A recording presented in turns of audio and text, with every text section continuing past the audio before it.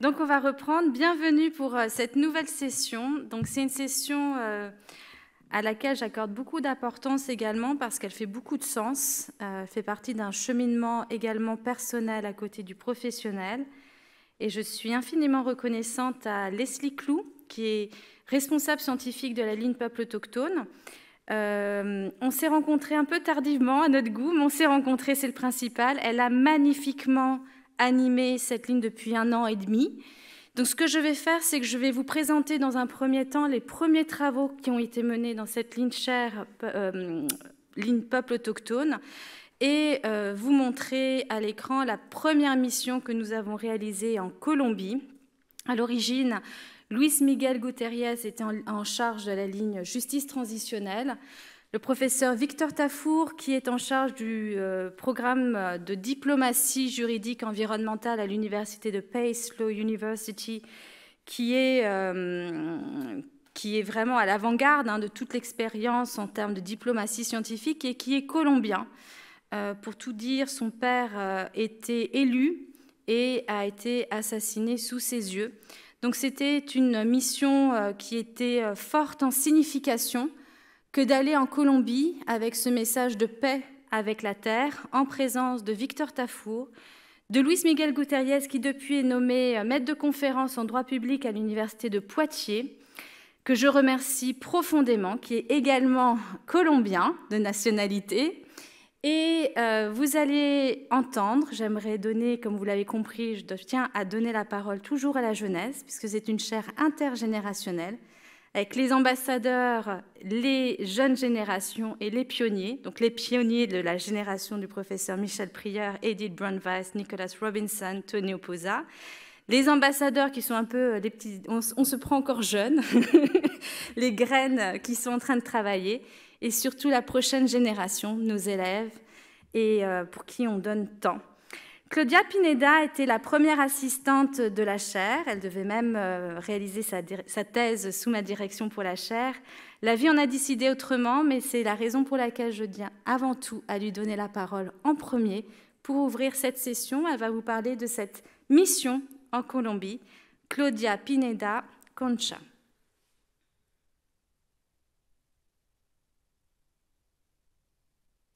Muy buenos días, mi nombre es Claudia.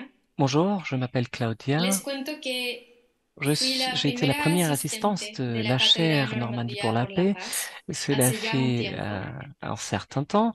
Y Et además de je tiens à felicitar el trabajo de la féliciter cátedra en los últimos et à años y saluer conmemorar el final de este ciclo con les ustedes, travaux de la quisiera chaire. hablarles en esta Et ocasión en je tenais particular également à de vous una parler misión d'une mission importante en la cual importante autour de laquelle je trabajé y travaillais, colaboré con la collaborais cátedra, avec la chaire que es la Normandie misión de pour Colombia. la paix. C'est la mission Colombie.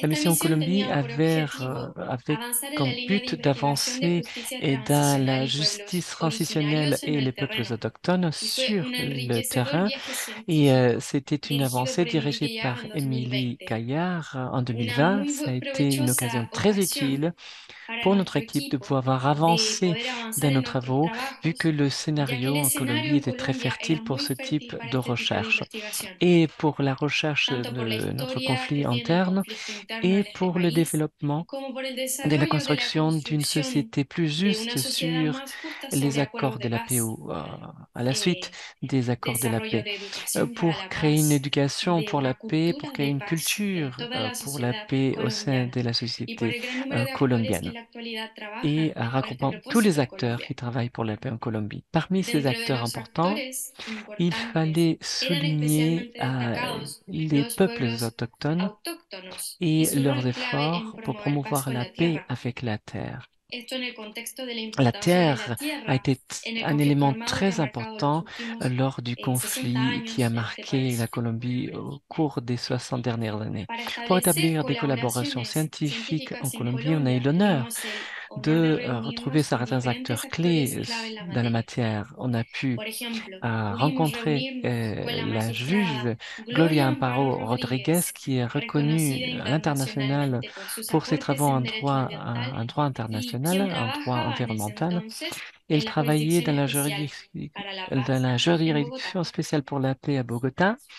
On a También également nos reunimos con la rencontré Oficina Nacional de le la Defensoría del défenseur du Pueblo peuple, de para discutir los ombudsman, temas de pour paz, défendre justicia la transicional y medio justice ambiente transitionnelle en et Colombia. justice environnementale.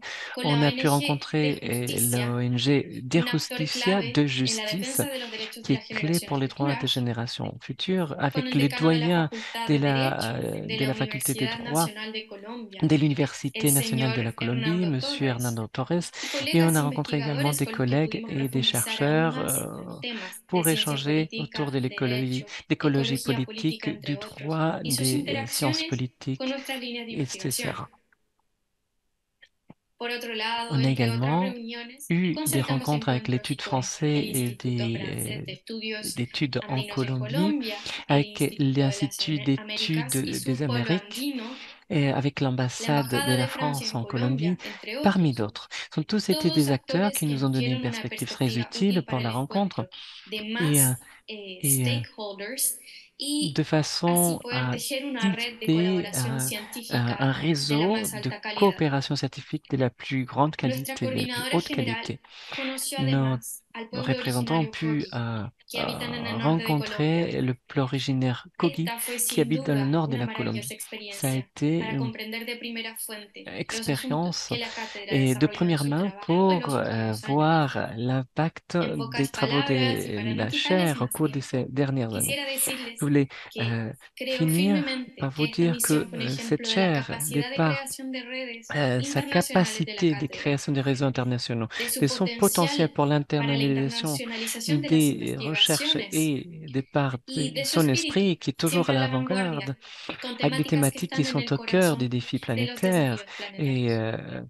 et Muchísimas gracias por très, su très, très tiempo. Le important. deseo Je muchísimo vous éxito remercie también de a votre cada temps una de las et maravillosas je personas souhaite le que mieux hizo à este chacune des inspirador personnes trabajo très posible y inspiratrices qui ont rendu que ce travail possible hicieron et también qui de ont mi fait experiencia en de la mon cátedra séjour una à la muy chaire une linda e bellissime inolvidable et experiencia que inoubliable guardo expérience hasta que el je día de hoy garderai en toujours mis dans mon recuerdos cœur. y mi corazón. Merci beaucoup. Saludos a todos y a todas y Je souhaite que que siga siendo una la journée provechosa d'aujourd'hui soit charla para très utile pour ustedes. vous tous et vous toutes.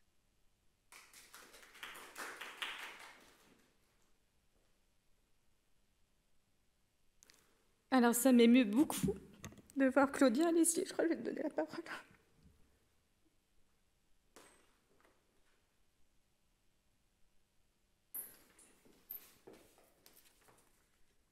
Alors, je vais faire une petite intercession, du coup, en parlant des travaux de Laetitia et Luis Miguel Gutiérrez dans le cadre de la ligne peuple autochtone, dans le cadre de la ligne justice transitionnelle et justice environnementale.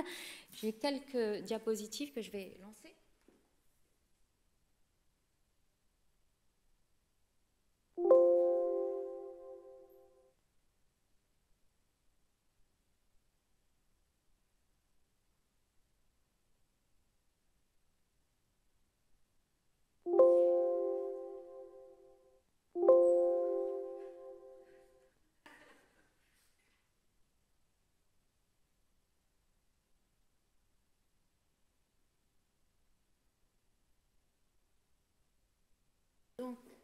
Pour contextualiser, donc Luis Miguel Gutiérrez est la personne qui était en charge de la ligne justice transitionnelle et justice environnementale, ce qui est très novateur aussi. On parle de justice transitionnelle, on pense beaucoup à réparer les hommes, les peuples, mais là il s'agit aussi de réparer les territoires qui ont été victimes des conflits. Donc, je vais prendre la parole au nom de Laetitia Bracodier Moreno, donc, qui a travaillé avec Luis Miguel Gutiérrez dans le cadre de cette ligne, sous sa direction. Elle est souffrante aujourd'hui, elle voulait nous présenter une vidéo, mais elle nous a présenté donc un document que je vais vous lire. Ils ont réalisé tous les deux, et on va avoir son historique, ils ont réalisé tous les deux webinaires avec, je ne l'ai pas ici avec moi.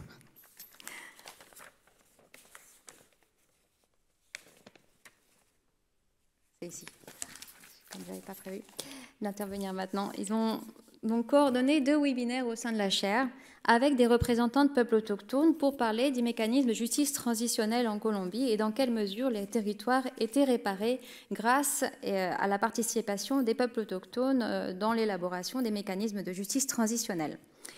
À l'issue, ils ont donc effectué 2 webinaires qui sont en ligne sur le site de la chaire avec des résumés de restitution. Les vidéos donc, sont en ligne dans la ligne justice transitionnelle et environnementale. Et maintenant, ils ont réalisé donc un livret avec les représentants des peuples autochtones. Il faut savoir que la méthodologie utilisée par Luis Miguel et Laetitia Bracconi Moreno est toujours de concertation, de dialogue avec les peuples autochtones, et donc rien n'est fait sans leur accord. Donc, elle explique ce livret. Donc, je vous montre la première page donc, de ce livret qui va bientôt être publié par la chaire. Ce livret est le fruit de rencontres et de préoccupations nées avant la pandémie de Covid-19. À ce moment-là, la Colombie traversait alors un moment critique après les espoirs suscités par l'accord de paix conclu entre l'État colombien et les forces armées révolutionnaires de Colombie, la FARC, en 2016. Les mesures qui visaient à agir sur les causes du conflit n'ont pas été mises en œuvre par le gouvernement national de 2018 à 2022. Après les vides de pouvoir laissés par les FARC et face à l'incapacité du gouvernement à établir une présence institutionnelle au niveau local, il apparaît que d'autres acteurs armés ont émergé et ont commencé à se disputer le contrôle du territoire, donc après les accords de paix. Dans ce contexte, les populations rurales, ethniques et paysannes ont connu un regain de violence disproportionné, caractérisé par des assassinats qui ciblaient les leaders sociaux et des déplacements, confinements, des recrutements forcés commis par les groupes armés. La disharmonie, desarmonia, causée par la guerre, a affecté le lien culturel, le lien économique et spirituel que ces populations, les peuples autochtones, entretenaient avec leur territoire. Pour comprendre la recrudescence du conflit sur leur territoire et interpeller le milieu académique, tout autant que l'opinion publique, des chercheurs et membres de 3 organisations, à savoir la Commission nationale des territoires autochtones colombienne, la Chaire d'excellence Normandie pour la paix et l'Institut des Amériques, se sont engagés ensemble dans une réflexion pour mobiliser des intervenants venus d'horizons divers. Elle explique qu'avec l'expansion de la pandémie de Covid-19 et les mesures de confinement qui s'en sont suivies, le séminaire qui avait alors été envisagé pour traiter ces questions n'a pas pu avoir lieu de manière présentielle.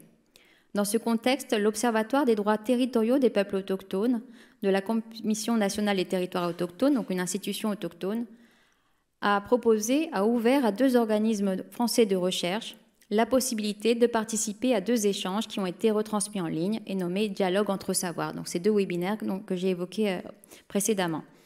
Finalement, ces 2 webinaires se sont tenus en juillet et août 2021.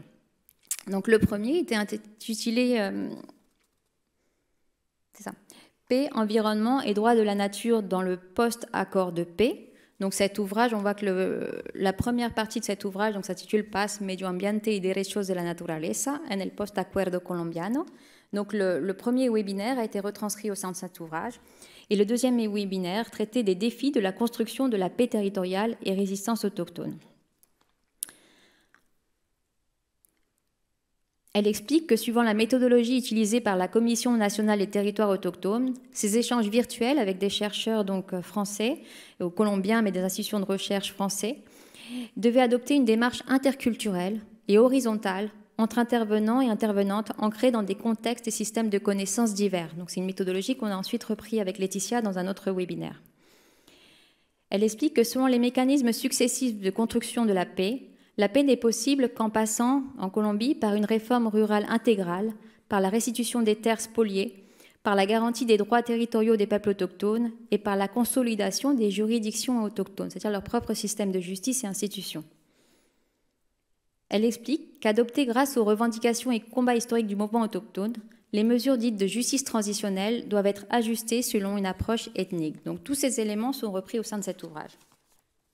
Et en conclusion, elle indique que ce document vise à garder une trace des expériences relayées lors de cet exercice interculturel. Donc c'est une excellente méthodologie.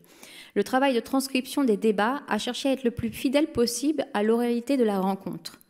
Il en résulte un récit polyphonique sur une question peu explorée, celle de la consolidation des droits des peuples autochtones sur leur territoire grâce à des mesures de justice transitionnelle. Nous reviendrons tout à l'heure sur la justice transitionnelle appliquée aux peuples autochtones.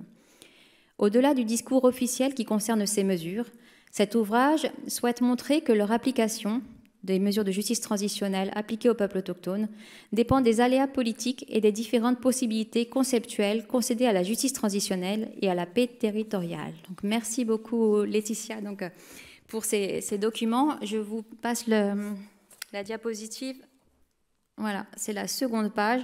Donc, je pense qu'elle aurait été là pour nous en parler. Enfin, les dessins, j'imagine, sont des illustrations de représentants autochtones et tout l'ouvrage a été conçu en partenariat avec les représentants des peuples autochtones, donc avec des allers-retours pour valider en fait le savoir qui va circuler. Donc, merci beaucoup. Je lance la parole à Émilie. Je donne la parole à Émilie pour poursuivre ce voyage en Colombie auprès des Kogi.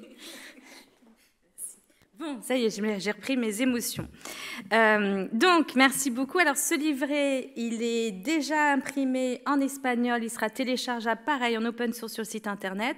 Et on le traduit en français. On n'aura pas le temps de le faire en anglais. Mais c'est dire si cette mission... Donc, Maxime, je te laisse afficher à l'écran sur le site Internet la mission en Colombie. Cette mission en Colombie, en fait, marquait un temps fort de départ pour une recherche qui se fasse sur le terrain. Et donc, nous avons rencontré plusieurs acteurs. Donc là, vous nous voyez à la faculté de droit de Bogota. Nous avons été extrêmement bien accueillis. Il y a d'autres photos qu'on va faire défiler pour vous montrer nos rendez-vous avec des personnes de haute administration, à commencer par le défenseur des droits de l'homme. Donc, vous avez toute l'équipe qui est ici présente. Et l'objectif, c'était qu'en présentant la chaire d'excellence Normandie pour la paix et en soutenant ce projet de paix avec la terre, on les sensibilise sur la nécessité à la fois d'associer les peuples autochtones et de penser cette justice transitionnelle avec la nature. Et ça avait beaucoup fait d'écho. Ici, vous voyez Luis Miguel Gutiérrez avec le responsable du pôle justice transitionnelle à Bogota.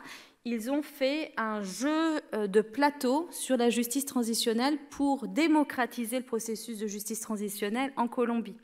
Et donc, nous avions pour projet, effectivement, aussi de créer des jeux éducatifs sur la paix avec la terre. Donc, Luis Miguel, vous pouvez voir, il est absolument ravi.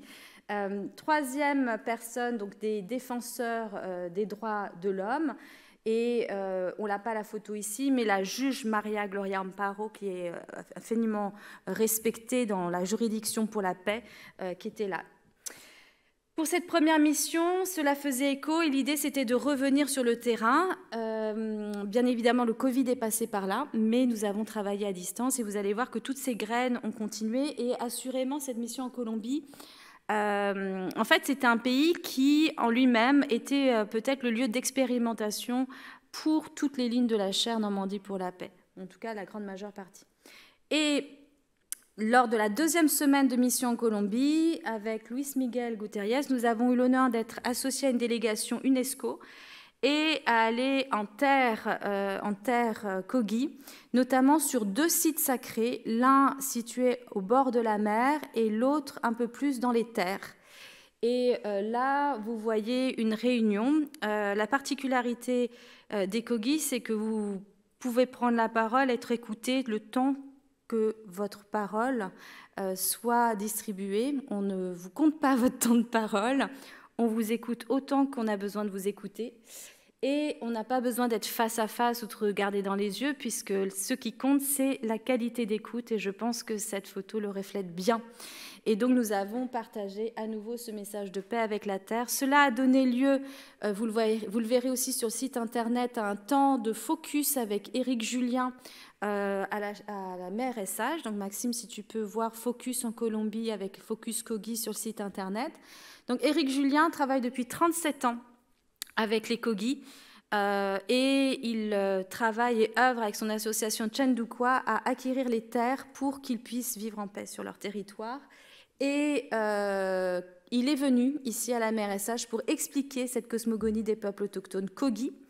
Et vous verrez, et nous avons reçu en ligne le gouverneur Kogi. Donc ça a été un temps fort, absolument passionnant, et j'étais très fière de l'organiser dans la lignée de cette expérience de terrain en Colombie. Donc la difficulté, c'était de rebondir d'une période Covid pour ouvrir d'autres champs de recherche qui avaient été conceptualisés sur une recherche de terrain. Et l'acte final ne date pas plus tard que d'aujourd'hui, puisqu'avec Adrien Coumans, Éric Julien et Joe Baker, nous avons écrit un article sur la nouvelle axiome juridique d'éthique environnementale basée sur les lois de la nature, qui sera publié dans l'ouvrage Éthique environnementale pour juristes, qui est une autre ligne de recherche. Alors, Après ce voyage en Colombie, on a voulu faire des kits pédagogiques et associer les jeunes générations, les étudiants de Sciences Po Rennes, pour élaborer des kits pédagogiques, parce qu'on s'est dit, finalement, même en France, on n'est pas éduqué aux peuples autochtones, ils ne sont pas reconnus en tant que tels de toute façon juridiquement, mais les Kanaks, est-ce qu'on connaît leur système? Est-ce que, alors j'ai eu la chance aussi d'aller en Polynésie française, toute cette cosmogonie de paix avec les océans, le mana, cette puissance très particulière de ces terres et ce lien très particulier des habitants avec leur territoire, on ne connaît rien en France. Et donc, les étudiants avaient participé à un concours de plaidoirie à Tony Oposa, où cette question des peuples autochtones était soulevée. Des kits pédagogiques avaient commencé à être élaborés. Et avec la chaire Normandie pour la paix, aller encore plus loin. Je vais de suite céder la parole à Agathe Neveu, ancienne étudiante du campus de Caen de Sciences Po Rennes, qui était à l'époque étudiante, qui avait porté la création d'un kit pédagogique dans un premier temps, et ensuite un deuxième projet qui n'a pas pu voir le jour alors que tout était fait parce qu'il y a eu le Covid. J'ai l'immense plaisir de céder la parole à Agathe Neveu.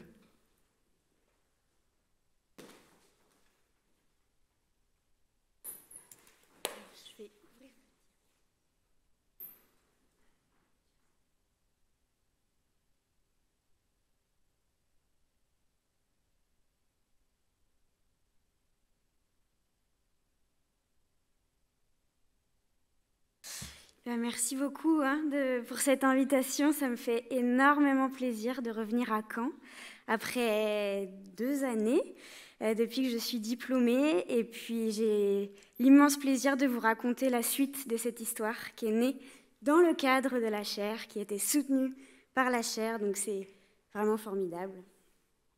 Hop. Donc moi je vais vous raconter l'histoire d'une rencontre en Amazonie qui, quand on rencontre des peuples autochtones, c'est souvent très très marquant, et j'ai eu à cœur de transmettre et faire vivre cette rencontre en France. Tac. Donc moi, dans le cadre de mes études à Sciences Po, j'ai eu la grande chance de pouvoir voyager en Amazonie équatorienne, et notamment sur un territoire autochtone qui appartient au peuple Sapara. Le peuple Sapara est aujourd'hui en voie d'extinction. Ils sont plus que 500 en Amazonie équatorienne. Ils ont, je vais vous montrer la carte. Donc là, c'est l'Amazonie équatorienne. On a la Colombie en haut, le Pérou. La spécificité de l'Équateur, c'est que c'est un État plurinational. Donc 13 nationalités autochtones sont reconnues par l'État avec des droits spécifiques.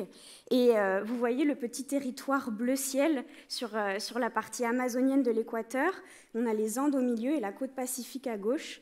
Et donc ce territoire autochtone appartient au peuple Sapara, dont la culture a été reconnue patrimoine immatériel à l'UNESCO en 2001. Parce qu'aujourd'hui, nous ne sont plus que 500, et dont 3 personnes à parler seulement la langue Sapara. Donc c'est une langue, quand ces 3 personnes anciennes vont disparaître, la langue disparaîtra.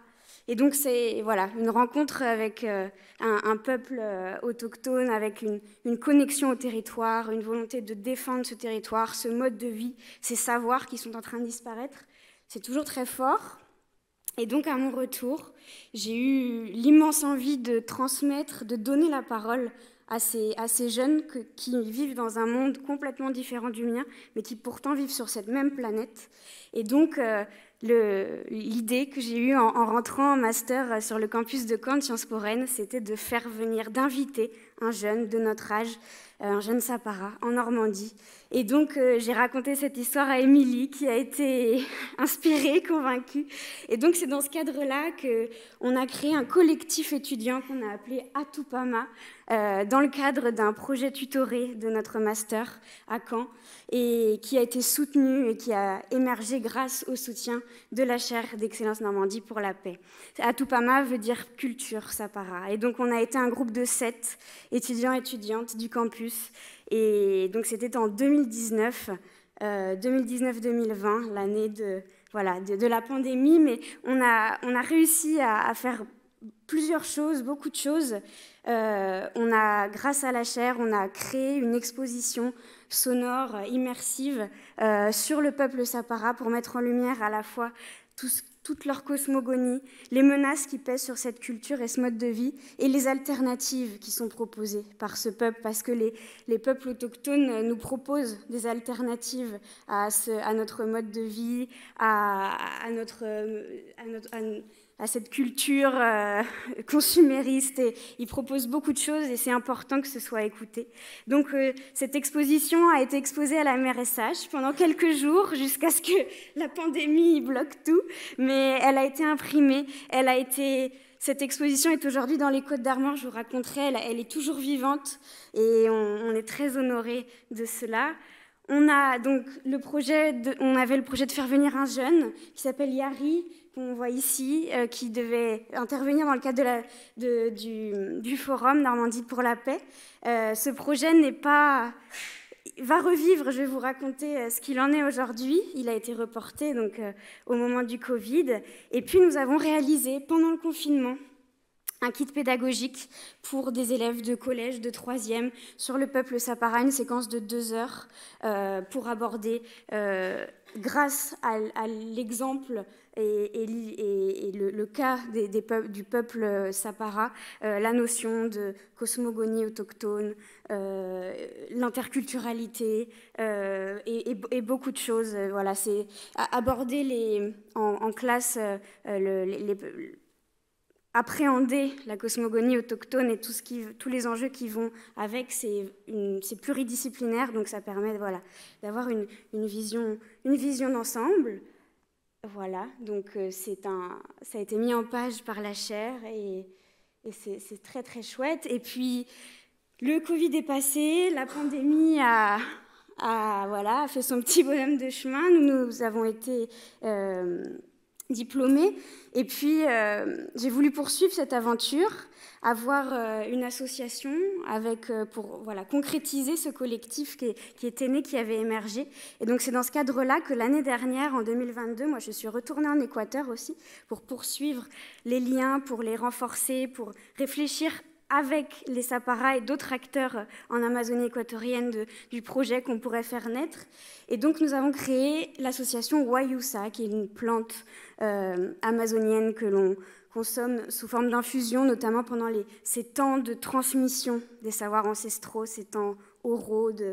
Et voilà. Et donc, le projet associatif de notre structure est l'écoute des messages, le relais de la parole des peuples autochtones, le soutien et de prendre conscience que cette lutte, elle est partagée entre ici. On a beaucoup d'interdépendance entre ce qui se passe ici et là-bas. Et donc, on a pour objectif de relayer, de soutenir et de sensibiliser ici. On est très peu éduqués, comme tu disais, Émilie, au peuple autochtone. Et donc, moi, ce que j'avais identifié, quand je suis partie, en fait, je me suis rendu compte que j'étais ignorante complètement et que c'est tellement important en fait d'apprendre à écouter et de s'éduquer sur ces sujets-là.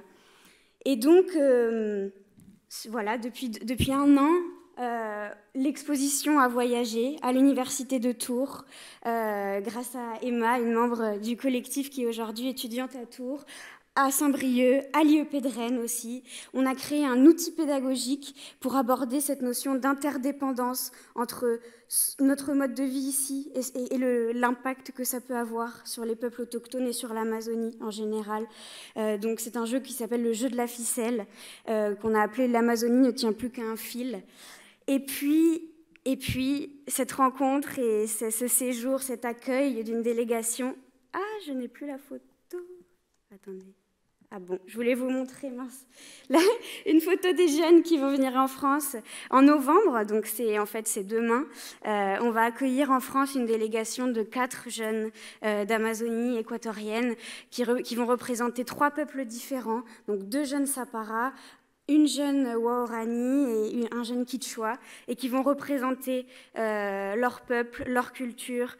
On va organiser des rencontres avec des élus, des rencontres interculturelles, grand public. On va organiser un événement sur la notion d'engagement des jeunes. Qu'est-ce que c'est de s'engager quand on est autochtone en Équateur, qu'est-ce que c'est de s'engager ici, créer un manifeste et des outils pédagogiques interculturels qui prennent en compte aussi leur point de vue.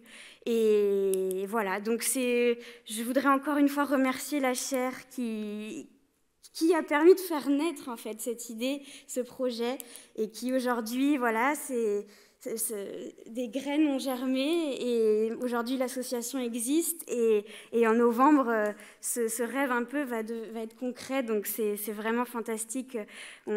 Voilà, moi j'avais à cœur de ne pas parler à la place des autres et donc là ils vont venir et ils vont pouvoir s'exprimer et on va pouvoir les écouter et j'espère qu'ils seront entendus et donc voilà, donc c'est grâce à la chaire. Merci beaucoup.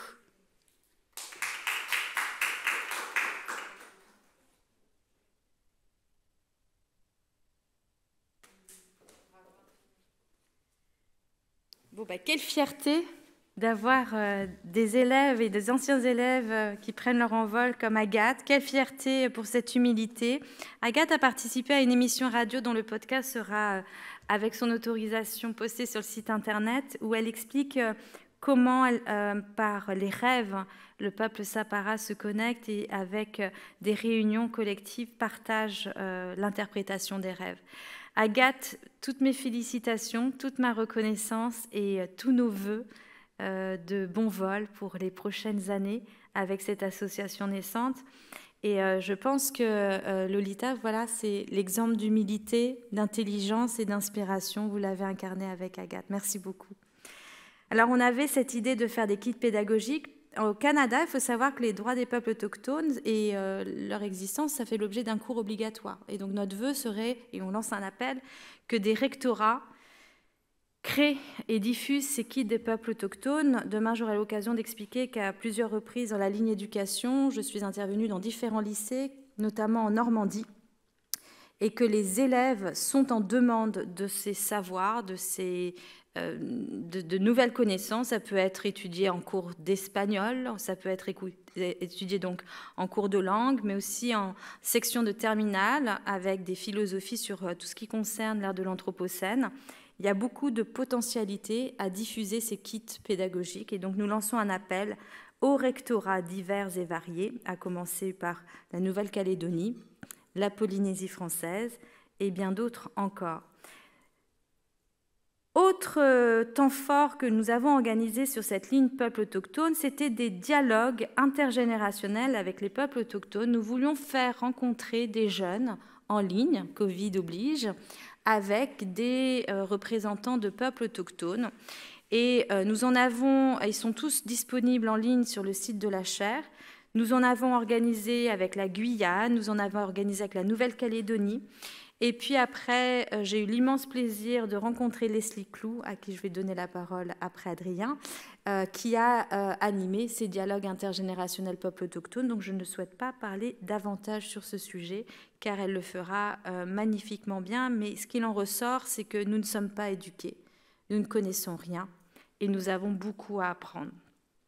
Donc je l'annonce, mais dans un premier temps, et tout d'abord, je vais donner la parole à Adrien Koumans, qui est cofondateur du centre l'ENAP, qui est basé à New York, qui travaille et œuvre pour la diffusion de la culture l'ENAP, peuple premier du territoire au-delà de New York, dont les études anthropologiques montrent qu'ils sont là-bas depuis 12 000 ans. J'ai l'immense plaisir de l'accueillir et de lui laisser la parole pendant 15 minutes. Joe Baker n'est pas là, mais il est également cofondateur à ses côtés avec Curtis Zuniga, que nous saluons. Adrien, bienvenue.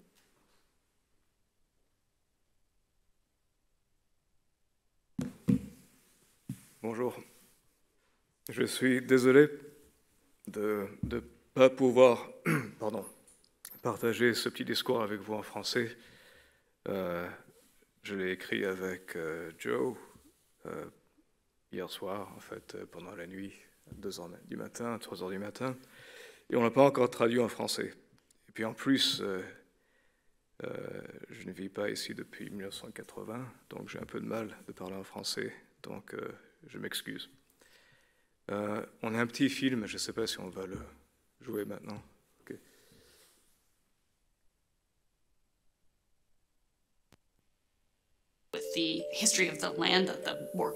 C'est l'histoire d'un visionnaire qui a dédié toute sa vie à la préservation, au partage de la culture Lenape. Cette exposition est en deux parties. Vous voyez ici des albums photos, des illustrations, ainsi que des plantations dans le jardin. Cette exposition provient du travail de Morgan avec le Centre Lenape. Le Centre Lenape a été créé en 2009 avec la mission de continuer notre présence de Lenape dans nos terres ancestrales. Et je pense que c'est un exemple magnifique de la façon dont nous pouvons activer et créer des étapes pour vraiment avoir pour aller beaucoup plus loin. Joe avait cette vision des plantes en lien avec l'histoire du peuple Lenape. Il voulait donner à ces plantes un bon départ. Et donc, il a commencé avec les différents types de courges. Et on voit ici ces plantes ici. Et donc, là, vous voyez ici un type de maïs cultivé par le peuple Lenape. Et là, on voit que c'est au niveau, c'est donc une culture qu'on avait dans ces terres ancestrales et qui maintenant pousse ici dans les terres ancestrales de nouveau. Et là, vous voyez, on voit ici que dans une graine, on a toutes les générations. Et il y a aussi le passé et il y a le futur. Et comment on peut voir cette évolution de ces graines. Dans les années 70, dans les années 80, toutes les personnes intéressées par le peuple Lenape sont venues ici. Donc, on voulait se renseigner. Donc là, je vois que ça, c'est une possibilité pour les personnes de se renseigner dans cet espace de musée. Il y a la librairie ici, la bibliothèque. Laura a vraiment vu qu'il y avait la pratique, le partage de la culture. C'était une façon d'honorer cette culture et c'est bien, c'est tout à fait en lien avec ce que font les Morgan. Donc le musée Morgan et la bibliothèque qui vraiment est situé sur le territoire du peuple Lenape, le territoire ancestral du peuple Lenape.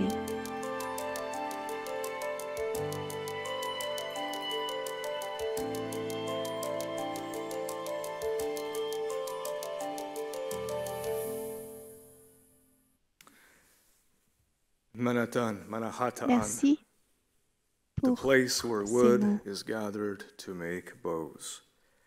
L'endroit où le bois est récolté pour faire des arcs.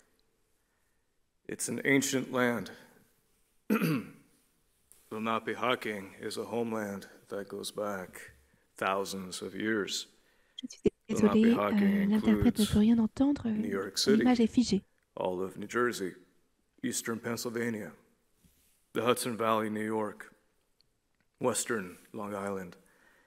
It's an enormous homeland, and one that has only now begun to be recognized beyond recording in progress. Beyond the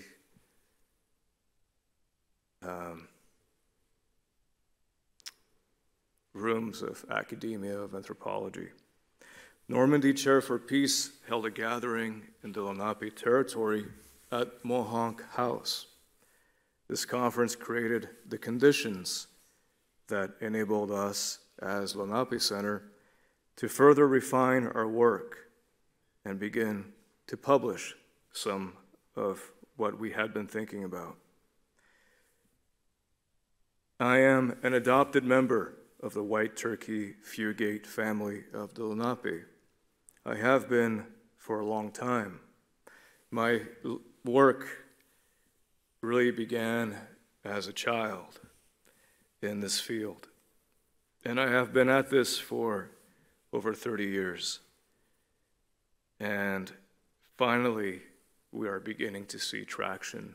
We're beginning to see an audience, a response, an engagement that really can begin to align with what de we had commencer à hoped would have s'aligner happened à ce qu'on decades aime, ago. ce qu'on souhaitait avoir The Lenape Center et has the obtenu il y a mission quelques of années. Donc le continuing centre Lenape Lenape Hocking souhaite community, promouvoir la culture, culture, the arts, l'art, towards et donc eventually nous avons the créé ce creation centre of a culturel. cultural Nous center. souhaitons le créer. Nous avons We were été founded by elders formés, of the fondés Lenape par les for the fondateurs purpose of continuing a homeland. de l'ENAP. Donc So le think about but, c'est de that for a moment, poursuivre that continuing a ce homeland territoire ancestral, isn't de simply pouvoir lui an donner une idea suite. that has been brought from Et donc ce n'est Europe, pas of juste real estate, la of propriété, territory that bien can be sûr. owned, Donc that can be bien purchased. sûr, Homeland nos is home. territoires, ce sont nos It is life-giving. territoires ancestraux. C'est ce qui nous donne We la are vie. determined Donc nous voulons to return the revenir à la presence of the présence Lenape des Lenape, leur and donner bring light to une the visibilité invisibility au and the peuple erasure Lenape. of the Lenape people Et that has been the il y a result eu of bien genocide, sûr le an génocide, unrecognized le résultat genocide, du génocide yet qui n'a pas été undeniable. reconnu. Et ces Imagine for a impacts moment sont a tout à future fait, where people will no longer importants. have even a memory Imaginons of, for l'avenir example, the lorsque les gens Amazon n'auront rainforest plus de mémoire, and its plus many de indigenous souvenirs. nations. Imaginons, Imagine if in 1867 only 900 imaginons French people que had si seulement survived 9 personnes, effects of 9 colonization, personnes françaises avaient and survécu destruction. à cause de la guerre, This de la is destruction, du exactly génocide. what the Lenape C'est également endured. ce qui Fewer than s'est 900 passé avec les Lenape. individuals made it 900 to personnes Indian du territory, territoire, now known as Oklahoma. 900 personnes ont pu Those 25 or survivre so et ont families pu se déplacer survived dans un autre over territoire 250 years après les of déplacements forced removal forcés. from Et ils the sont Northeast maintenant dans le into territoire present-day d'Oklahoma. Oklahoma. Donc, The period of colonization that en began in 1609, c'est là que la 1609 with the Dutch West colonisation India Company, a commencé whose mission was avec profit les by any means, by Néerlandais any cost. It was actually the Dutch qui East sont India arrivés Company that had aux arrived, États-Unis, en seeking Amérique to à ce moment-là, et qui voulaient identify identifier des resources to ressources. bring back to the Et European aujourd'hui, market.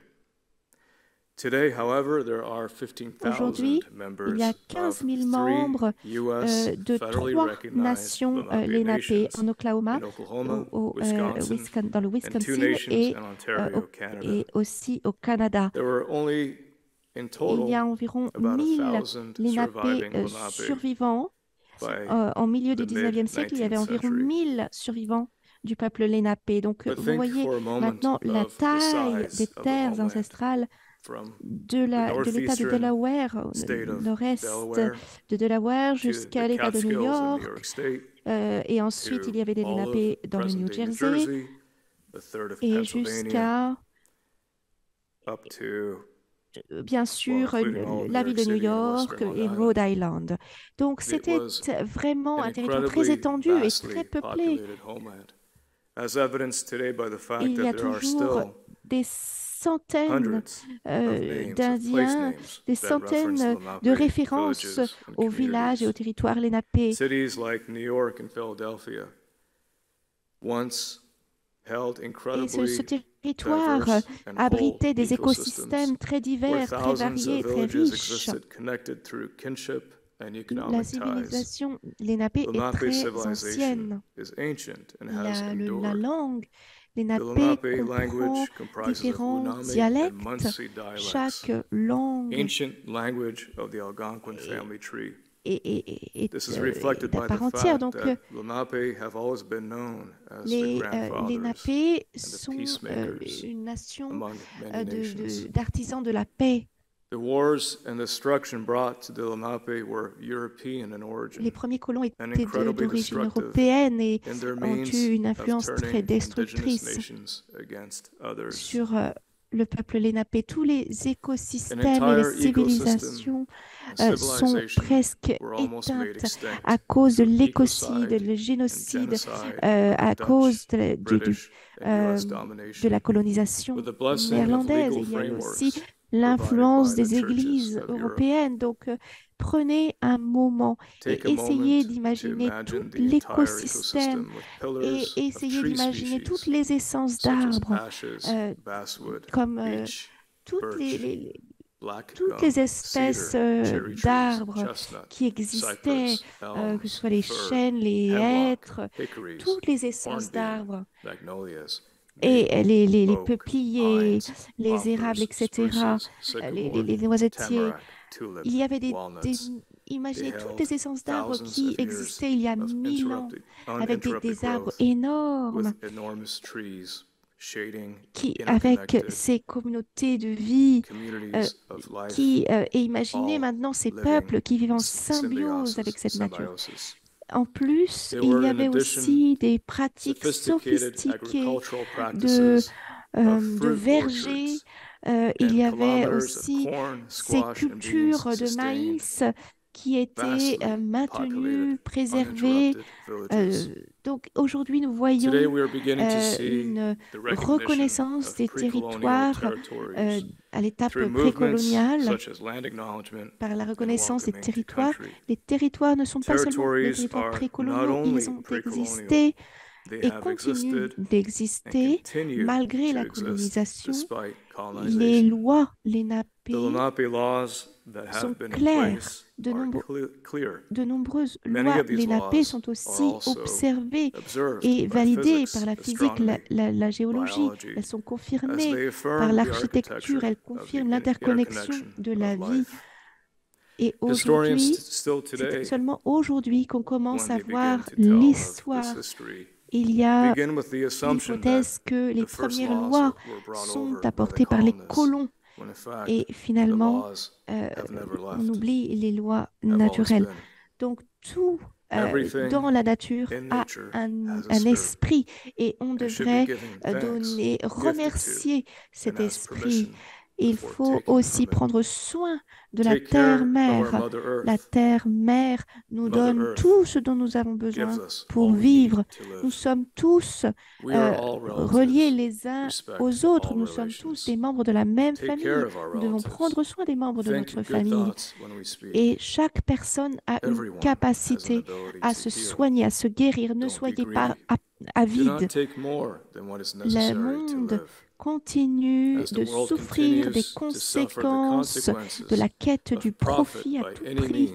Et cela nous laisse finalement seulement des conséquences de destruction, de génocide, d'écocide. Il y a un principe qui n'a jamais été reconnu dans le monde occidental, religieux, économique, politique, un principe fondamental que toutes les choses dans la nature ont un esprit, que ce soit les arbres, les rochers, tout participe à la vie dans cette manifestation de la création. Tout a une vision de vie et donc tout dans la vie a le droit d'exister. Le fait qu'il existe, que cet être existe, et bien on a besoin de le préserver et c'est la responsabilité, il en vient de la responsabilité des générations de vraiment s'occuper de l'avenir de cette transformation. Quelle est votre responsabilité pour la prochaine génération, pour les générations futures?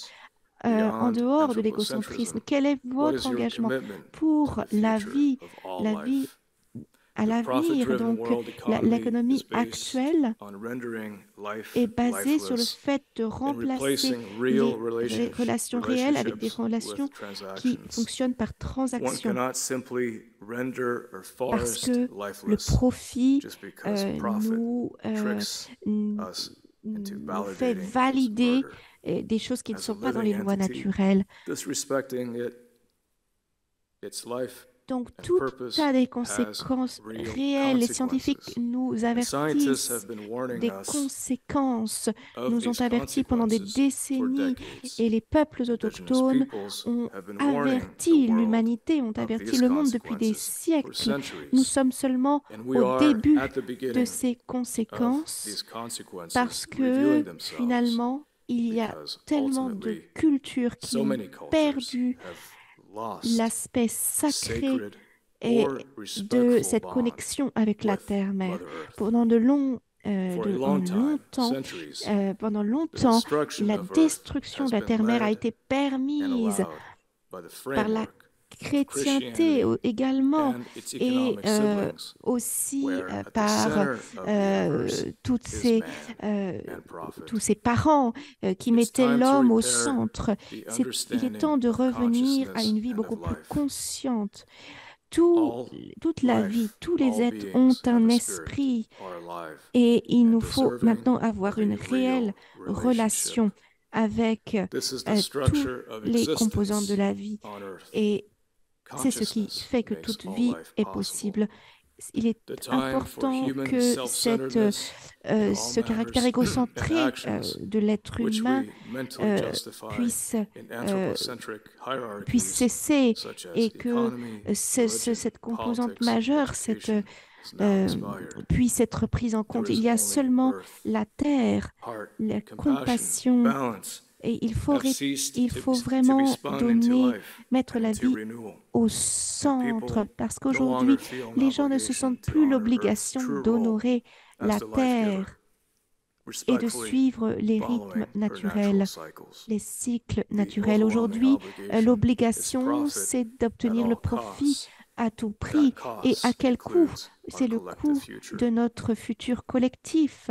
Les concepts comme la résilience, la préparation pour atténuer les effets du changement climatique, tous ces efforts sont vraiment vains. Ils n'ont pas réussi à émerger. Et nous avons vu les limites de notre exposition à la souffrance tout en voulant continuer à être responsables. Nous sommes ici dans cette salle, nous sommes tous en vie parce que nous participons à cette vie. Donc maintenant, où allons-nous?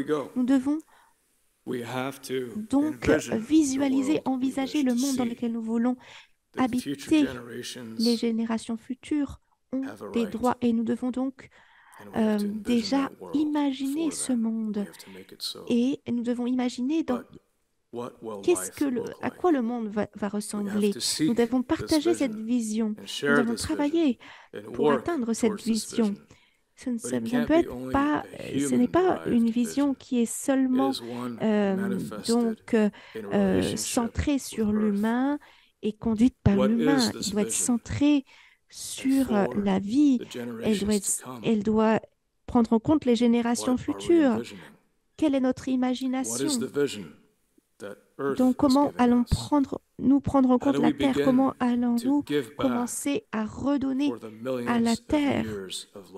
Et quel type de monde voulons-nous générer lorsque nous rendons à la Terre plutôt que de lui prendre toujours quelque chose? Donc, ce n'est pas seulement une question rhétorique, c'est vraiment la seule façon d'aller de l'avant. Wanishi.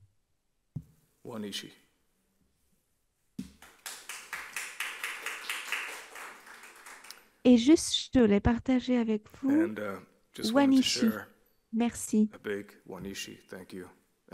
Merci pour tous vos efforts à la chaire Normandie pour la paix, pour essayer de faire grandir ce qui est possible. Et nous espérons voir beaucoup plus d'efforts dans ce sens, parce que cela n'est possible que grâce à l'engagement, à la motivation d'acteurs comme vous, qui rendaient cela possible. Donc, merci, Wanishi.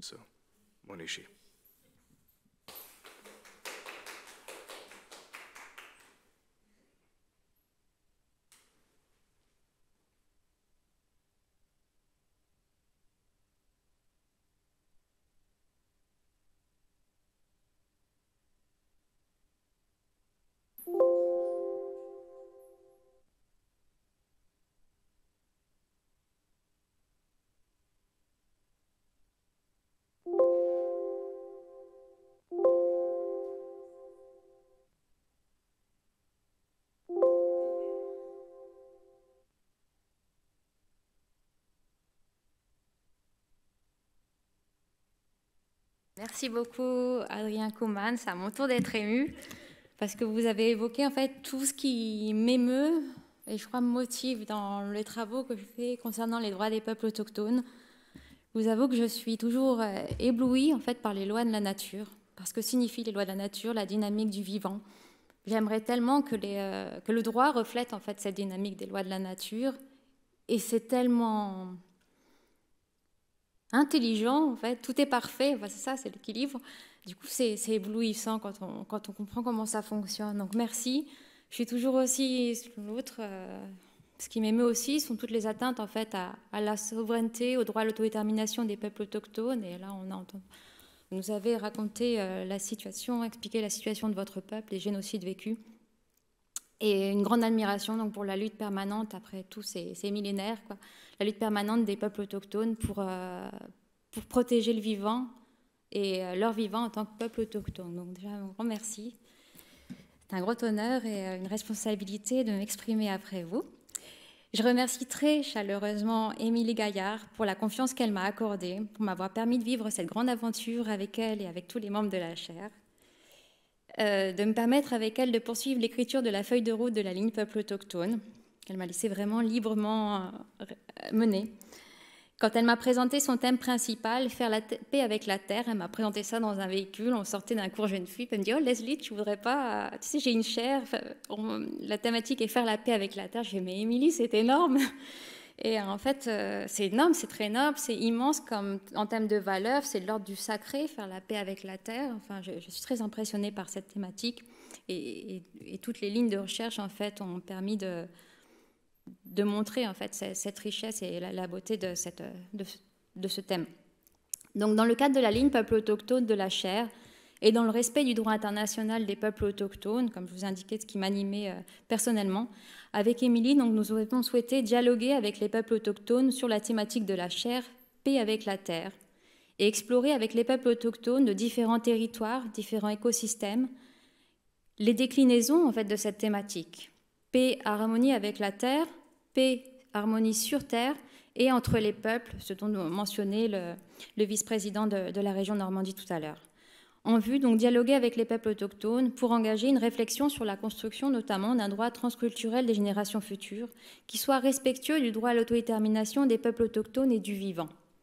Et je vais revenir sur ces concepts, en fait, parce que les différentes déclinaisons que je viens de vous mentionner de la paix avec la terre permettent l'expression du droit à l'autodétermination tel qu'il est entendu par les peuples autochtones. Et là, je ne me réfère pas qu'au texte du droit international. À l'occasion d'une réunion de la Commission interaméricaine des droits de l'homme, tenue en 2021, des membres de la Commission Navajo, d'INE, de la Commission Navajo des droits de l'homme, ont livré leur conception de l'autodétermination. Ça m'a beaucoup interpellée. Ils disaient « L'autodétermination ne concerne pas simplement les êtres humains. Elle est liée à tout ce qui nous entoure. Elle fait partie de la nature qui nous entoure, de l'environnement, de l'écosystème, de l'atmosphère, des terres, des ressources. Toutes ces composantes définissent notre autodétermination. Donc pas d'autodétermination si le vivant autour de nous ne peut pas être autodéterminé. Nous devons respecter ces existences. Tout est parfait. Donc la paix avec la terre résulte ainsi, à mon sens, du respect de l'autodétermination des peuples autochtones et de l'ensemble du vivant. L'autodétermination des peuples et du vivant étant dictée, selon les peuples autochtones, par les lois de l'univers ou du cosmos, que certains appellent aussi lois de la nature. Les Mapuches, par exemple, appellent ça Admapu, la manière d'être, la dynamique du cosmos. Un magnifique article coécrit avec Émilie Gaillard, Éric Julien et Adrien Koopmans, que j'ai eu la chance de lire dans l'ouvrage donc Éthique environnementale, qui va bientôt être publié, se réfère précisément à ces lois. Comme nous le savons aujourd'hui, l'autodétermination des peuples et du vivant est cependant limitée par le droit international et par le droit à toutes ses échelles, imaginé et mis en œuvre par l'humain, lequel droit rejoint trop rarement les lois qui gouvernent la dynamique du cosmos. En premier lieu, en ce qui concerne le droit à l'autodétermination des peuples autochtones, ils ont été évincés, on viendra à la fin de cette présentation, ils ont été évincés du droit international. Jadis, il y avait des traités avec les nations souveraines autochtones. C'était le droit des gens, l'antécesseur du droit international. Arrive le droit international classique, la Société des Nations, et on dit aux peuples autochtones, non, vous n'êtes pas des nations chrétiennes ni civilisées, vous ne pouvez pas faire partie de notre cercle des nations. Et on les évince du droit international. Donc les peuples autochtones luttent encore jusqu'à aujourd'hui. Je vous parlerai de ce combat mené à Genève, notamment par le chef d'Escaé il y a 100 ans et encore aujourd'hui, luttent pour que soient reconnus donc leur droit à leur souveraineté et leur droit à l'autodétermination. Donc le droit international des peuples autochtones leur a reconnu un droit à l'autodétermination, mais cependant encore limité. Ce qu'ils réclament aujourd'hui, donc, il s'agit d'un processus historique, l'adoption de la Déclaration des Nations Unies sur les droits des peuples autochtones, mais qui circonscrit ou tente de circonscrire leurs droits. On peut, par une interprétation, ne pas la circonscrire, mais c'est ce que tentent les États. Mais il s'agit réellement d'un processus encore inabouti, dès lors que les peuples autochtones ne sont toujours pas entendus en tant qu'entité souveraine sur la scène internationale, et c'est ce qu'ils réclament. Pour ce qui est de l'autodétermination du vivant en général, nous avons des grands spécialistes ici présents, en général, et de sa limitation par les lois humaines. Donc les différentes lignes de recherche de la chaire œuvrent précisément pour le respect de l'autodétermination du vivant et pour celui des générations futures. Comme le souligne régulièrement Émilie Gaillard, le temps est venu à la transformation et au retour à une pensée complexe, à une nouvelle épistémologie juridique, à un nouveau paradigme juridique. Ces transformations doivent se faire avec les peuples autochtones, pour 2 motifs au moins. D'une part, en respect de ce droit à l'autodétermination que j'ai évoqué et qui leur a été renié, et qui leur est aujourd'hui reconnu par le droit international, en respect à leur existence en tant que peuple, mais d'autre part en considération de leurs expériences et savoirs reconnus pour assurer la paix avec la Terre. Il s'agit en fait ici d'un point essentiel qui est ressorti de nos travaux avec les peuples autochtones, de nos échanges. Aujourd'hui, oui, les savoirs autochtones sont reconnus, valorisés.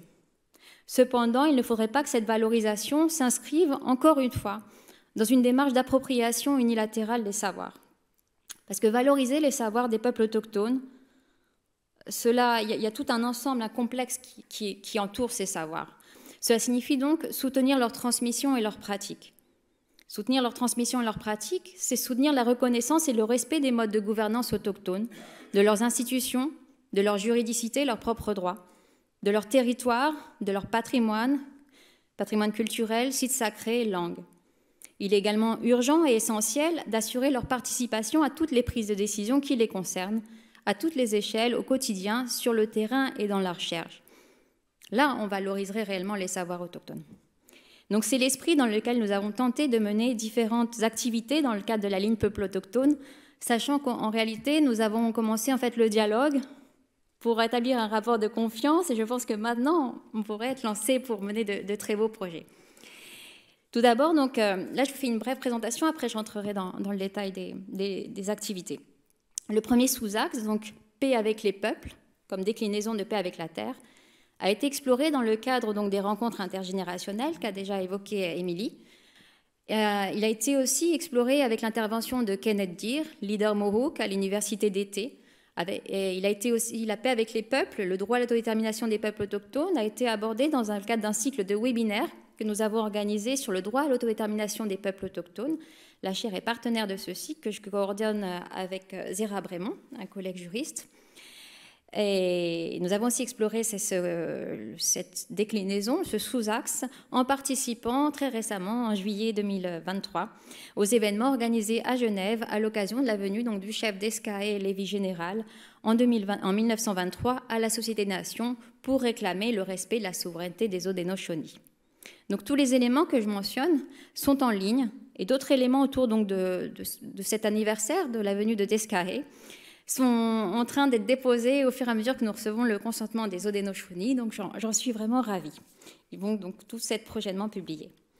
Les sous-axes paix sur terre, paix avec les peuples et la terre a été exploré, comme nous l'avons déjà mentionné, dans le domaine de la justice transitionnelle, mais cette fois pas juste environnementale, mais aussi auprès des peuples autochtones, qui vise à réparer tant les peuples que les territoires victimes, en complément donc, des activités de la ligne justice transitionnelle et environnement.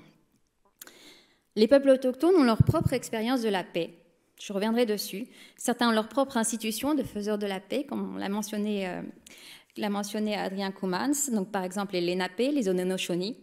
Nous avions aussi l'occasion d'échanger sur la notion de paix avec des membres de la Confédération Haudenosaunee, avec des femmes. Donc les Haudenosaunee, c'est la Confédération iroquoise des 6 nations. Mais aussi, nous avons parlé de la paix avec Enka Kenny de Nagaland en Inde, dans le cadre des dialogues intergénérationnels. Enfin, le sous-axe paix avec la terre, prendre soin de la terre pour assurer et rétablir l'harmonie, a également été exploré au sein des dialogues intergénérationnels, dans le cadre de l'université d'été avec les interventions d'Éric Julien autour des savoirs Kogi, de Maria Moualet Aboubakrim avec le projet de recherche Aramat, qui est un projet pluridisciplinaire, mondial et mené par les peuples autochtones. La notion de paix avec la terre, prendre soin, la notion, donc vivre en harmonie. Mais les espaces de terre en paix, La notion de paix avec la terre, prendre soin de la terre, l'écouter, a également été nourrie par un événement parallèle organisé à l'ONU dans le cadre de l'instance permanente sur les questions autochtones autour des systèmes juridiques autochtones et leur approche holistique de la santé, lesquels sont interconnectés. Donc maintenant, je vais poursuivre. Je précise enfin donc, avoir rejoint la chaire en mars 2022, avoir ainsi accompagné une dynamique qui était déjà lancée, qui a été présentée par Émilie, donc dès le début de la chaire, avec notamment Éric Julien, Planète Amazon, David Forman, les travaux de Luis Miguel et Laetitia Braconnier, Moreno et de nombreux dialogues intergénérationnels. Pour en venir au dialogue, est-ce qu'on pourra projeter? Alors, depuis mai 2022, nous avons mené 6 dialogues intergénérationnels. Donc, les vidéos sont en ligne et pour certains, les 3 derniers, donc avec Amina Amarek, Margarita Vargas Lopez et Enka Kenny, nous avons aussi fait une restitution, un résumé donc, de nos échanges. Et ça a été nourri aussi avec plusieurs liens. Donc, 2 dialogues avec Delphine Fabry-Lawson et Tupa Nunes du peuple Bois Guarani. Tupa Nunes est un pagé, donc considéré comme une autorité spirituelle par son peuple. Un dialogue aussi avec un jeune Wayana du Suriname en septembre 2022. Un dialogue avec Amina Amarek, Amazir du Maroc, en co-animation avec Laurie Fartaria, tout comme le précédent. En novembre, nous avons tenu un dialogue avec Margarita Vargas Lopez du peuple Kawaska, qui est aussi une ex-constituante chilienne, constituante autochtone. Et le 16 décembre 2022, un dialogue avec Enka Kenny, une femme incroyable du peuple Sumi de Nagaland. Donc nous profitons de l'occasion pour remercier les interprètes que nous avons mis à contribution pour traduire leurs propos en direct. Ce n'était pas facile, hein. Il y a souvent l'interculturel joue beaucoup dans ces traductions. Et pour ma part, donc, j'ai envisagé ces dialogues comme une rencontre et un moyen de faire connaître ces peuples, donc, tout comme le disait Agathe, mais aussi de porter leur voix au sujet de leurs combats et des menaces qui pèsent sur eux et sur leur savoir. Concernant les enseignements, j'aimerais revenir donc, sur quelques enseignements de ces dialogues. Pour reprendre le sous-axe précité, celui de la paix avec les peuples, au cours de la rencontre avec le pagé Tupa Nunes du peuple Mboa Guarani, celui-ci nous a alertés sur les génocides culturels auxquels faisait face actuellement son peuple et les autres peuples autochtones du Brésil sous le gouvernement de Bolsonaro. Dans le cas de sa communauté, par exemple, j'étais très surprise, très frappée, alors que je connais la question autochtone, mais du fait qu'ils sont nomades, mais ce n'est pas le mode de vie qu'ils ont choisi. En fait, ils sont à la recherche permanente d'une terre pour vivre, où ils sont régulièrement expulsés des terres où ils s'installent, après avoir été dépossédés de leur territoire ancestral. En fait, ils ne peuvent rester parfois que 2-3 ans, voire moins, et toujours sous la menace. Ce qui porte atteinte, bien sûr, à leur droit à la vie dans toutes ses dimensions. Les Bois Guarani se réfèrent d'ailleurs dans leur cosmovision à la terre sans mal, à savoir la terre en paix, cette terre donc qu'ils recherchent désespérément. Mais les espaces donc de paix en paix en harmonie au Brésil sont extrêmement rares et leur situation est très alarmante. Enka Kenny, femme Sumi de Nagaland en Inde, m'a particulièrement impressionnée et marquée. Nous l'avons rencontrée à New York à l'ONU et c'est une femme de paix. Toutes ses actions s'inscrivent dans la paix, depuis ses actions pour protéger les enfants des trafics d'êtres humains, pour assurer le droit des femmes à la prise de décision dans leur village, les droits des femmes aux terres dans un contexte coutumier où les conseils de village sont gouvernés par les hommes et les terres uniquement transmises aux hommes. À force de sagesse, de détermination et d'échange, elle a obtenu que les femmes participent au conseil de son village et elle travaille au quotidien pour éduquer les nouvelles générations en leur enseignant la valeur de la terre, l'apprentissage du vivant et de la nature. Je la suis sur les réseaux sociaux quand elle poste et c'est vraiment impressionnant. On ressent donc cette transmission aux nouvelles générations. On voit bien qu'elle consomme tous les produits en fait, de son territoire. Enka Kenny, donc c'est la jeune femme que je masque, mais qu'on verra peut-être un petit peu plus tard. De toute façon, Le résumé de la retranscription de cet entretien est sur le site internet. Elle a également, et ça m'a beaucoup intéressée, donc elle a souligné le rôle fondamental, historique et actuel joué par les femmes nagas dans le maintien de la paix.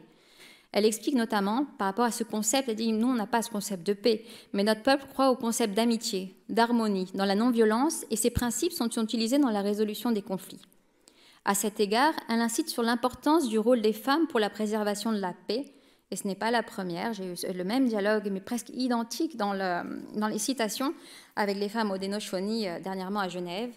Elle indique « Les femmes sont des agents importants, car elles apportent la stabilité dans la vie des familles, dans la protection et la promotion de la réconciliation, de la paix, même dans des situations traumatiques ou très difficiles. Les femmes soumises sont des faiseuses de paix depuis des temps immémoriaux. » Et donc, ce n'est pas un hasard, en fait, si les femmes autochtones sont les premières victimes des violences, car ce sont elles, en fait, qui soutiennent la culture et la paix au sein de leur communauté. D'autres exemples, éléments dans le sous-axe paix avec la terre, tous ont partagé l'existence de savoirs traditionnels qui permettaient de préserver le vivant, mais les menaces, et ils ont aussi indiqué qu'aujourd'hui, des menaces pèsent sur ces savoirs à cause des menaces qui pèsent sur leur territoire, usurpation, contamination, sur leur mode de gouvernance qui ne sont pas reconnus par les États, des menaces qui pèsent sur la langue porteuse de ces savoirs. Là, c'est essentiel. Nkakeni s'est également référé à leur savoir en termes de santé, mais aussi en termes d'indicateurs, cette fois pas juridiques, mais écologiques. Ils avaient donc toute une gamme d'indicateurs écologiques dans leur culture.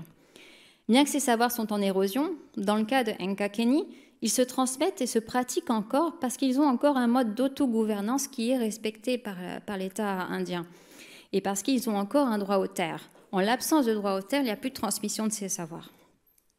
Ce n'est donc pas le cas, par exemple, des Kaweshkar du Chili ou encore des Amazirs du Maroc qui sont privés de leur terre et qui luttent pour la préservation de leur langue, tous les deux. La langue, vecteur de l'identité et des savoirs qui la soutiennent. La langue est vecteur aussi des lois de la nature, enfin, tout se transmet par la langue. Les Kaweshkar étaient jadis des nomades des canaux austraux. Enfin, imaginez être nomade des canaux austraux, c'est une connaissance exceptionnelle. Aujourd'hui, ils sont dépourvus de territoires maritimes et terrestres. Ils luttent pour la préservation de leur langue, parlée cette fois par 8 locuteurs. Donc on n'est pas très loin de ce qui se passe en Amazonie équatorienne, comme nous l'a indiqué Agathe. Ils luttent pour la restitution de leur patrimoine culturel éparpillé dans différents musées et des collections privées du monde entier.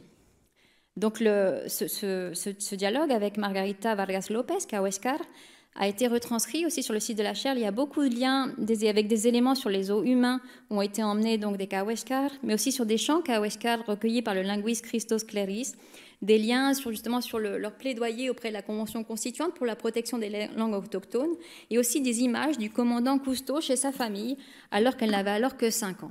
Donc c'est vraiment un bel entretien. Je vous invite à consulter. Quant à Amina Amarek, que j'ai eu le bonheur de rencontrer à New York et de retrouver à 2 reprises aux différentes sessions des Nations Unies sur les droits des peuples autochtones, elle mène une lutte insatiable pour la reconnaissance et la préservation de l'identité amazigh et de la pratique de sa langue, le tamazigh. Le tamazigh est un terme qui signifie à la fois langue, territoire et femme, d'où la richesse de cette langue qui montre l'interconnexion en fait, entre la protection des territoires, la protection des savoirs et l'humain. Leurs savoirs traditionnels de préservation des écosystèmes sont mis à mal du fait de l'usurpation des terres et de la gouvernance des territoires par le Maroc. Donc je renvoie encore une fois à notre entretien au sujet de ces questions. Ensuite, une grande expérience que nous avons eue avec Émilie.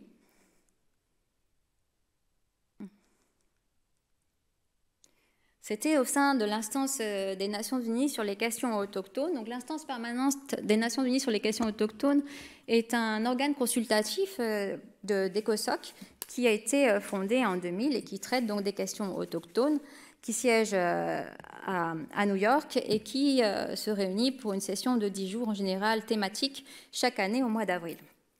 Il se trouve qu'en novembre 2022, cette instance donc, a organisé une réunion internationale d'experts sur la justice transitionnelle et les peuples autochtones, auquel nous avons participé avec Émilie. Donc je reviens encore sur ces notions.